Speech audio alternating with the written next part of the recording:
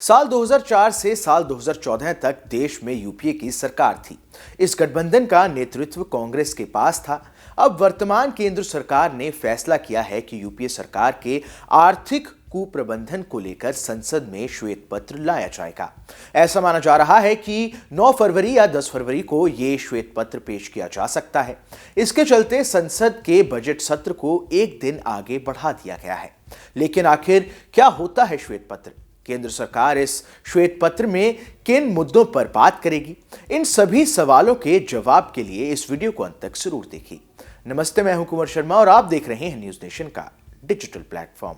वित्त मंत्री निर्मला सीतारमण ने अपने अंतरिम बजट भाषण के दौरान इस संबंध में घोषणा की थी। उन्होंने कहा था कि सरकार एक श्वेत पत्र पेश करेगी जो यूपीए दशक और एनडीए दशक को कवर करेगा। इसमें यूपीए शासन के वित्तीय कुप्रबंधन और एनडीए शासन की वित्तीय समझदारी को दिखाने के लिए एक तुलनात्मक विश्लेषण होगा।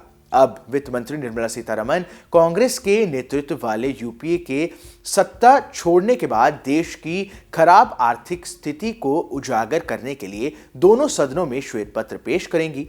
अब वित्त मंत्री निर्मला सीतारमण कांग्रेस के नेतृत्व वाले यूपीए के सत्ता छोड़ने के बाद देश की खराब आर्थिक स्थिति को उजागर करने के लिए दोनों सदनों में श्वेत पत्र पेश करेंगी और बताएंगी कि मौजूदा सरकार कैसे भारत की बदहाल अर्थव्यवस्था को पटरी पर लाई है।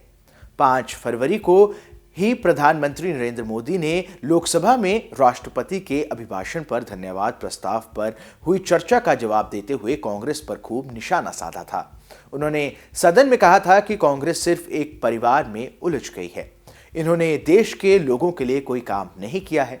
उन्होंने यूपीए के शासनकाल में हुए भ्रष्टाचार और अनियमितताओं के साथ ही कांग्रेस पार्टी की मंशा और विपक्षी दलों की नीयत पर भी सवाल उठाए थे।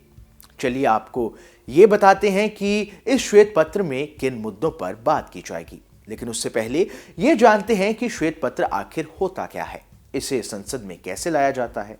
श्वेत पत्र की शुरुआत 99 साल पहले 1922 में ब्रिटेन में हुई थी। ये किसी विषय के बारे में ज्ञात जानकारी या एक स्टडी के परिणाम का समरी या कहें सारांश होता है। एक श्वेत पत्र किसी भी विषय के बारे में हो सकता है जिसमें उस विषय से संबंधित सभी पहलुओं को तथ्यों के साथ पेश किया गया हो। सिर्फ संसद में ही नहीं बल्कि कंपनियों की ओर से भी श्वेत पत्र लाए जा सकते हैं। कई पूर्व की सरकारें भी इससे पहले श्वेत पत्र संसद में लेकर आई हैं। श्वेत पत्र का उपयोग सरकारी नीतियों और कानूनों को प्रस्तुत करने और जनता की राय जानने के लिए भी किया जा सकता है। आइए अब बात करते हैं कि मोदी सरकार के यूपीए सरकार के खिलाफ लाए जाने वाले श्वेत पत्र में क्या कुछ खास होगा और किन मुद्दों पर बात की जाएगी। यूपीए सरकार के कार्यकाल के खिलाफ लाए जाने वाले श्वेत पत्र में आर्थिक कुप्रबंधन के मुद्दे पर बात की जाएगी। इसके अलावा यूपीए सरकार के दौरान उठाए जा सकने वाले सकारात्मक कदमों के असर के बारे में भी बात की जाएगी।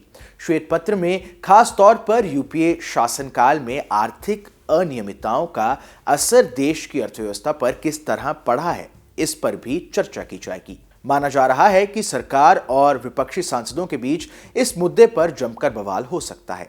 राजनीतिक जानकारों का मानना है कि मोदी सरकार का ये कदम आने वाले आम चुनाव के लिए एक बड़ा मास्टर स्ट्रोक साबित हो सकता है। खैर, इस श्वेत पत्र से बीजेपी को फायदा होगा या नहीं, ये तो समय ही बताएगा। आपकी केंद्र सरकार के इस फैसले पर क्या राय है, हमें कमेंट कर जरूर बताएं।